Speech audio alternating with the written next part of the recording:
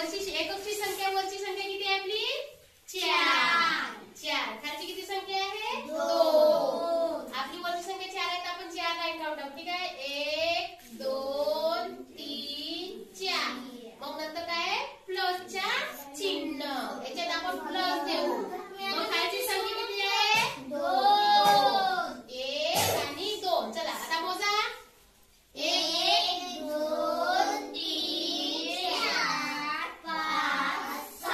किती झाले 6 आता इथं आपण खाली लिहून टाकू 6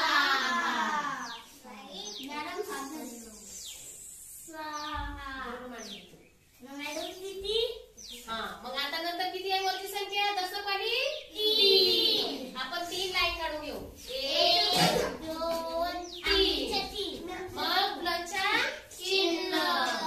मग खालची संख्या किती आहे 1 आपण याच्यात लाईन किती काढून टाकू 1 आता याच्यात मोजून टाकू ठीक आहे मोजा 1 2 3 4 इथे किती आले 4 ठीक आहे मग आता ही आता एकक संख्या किती आहे 4 आपण याच्यात किती लाईन काढू 1 मोजा 1 2 3 4 प्लसच्या चिन्ह खालची संख्या किती आहे 2 आपण आता याच्यात लाईन किती काढून टाकू 2 1 2 मोजा 1 2 3 4 5 6 इथं किती लिहू 6 ठीक आहे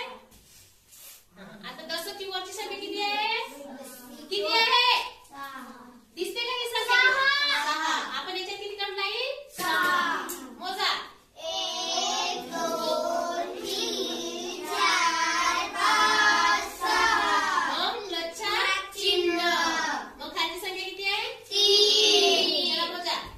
1 2 3 आता आपल्याला पूर्ण रेषा मोजायची ठीक आहे मोजा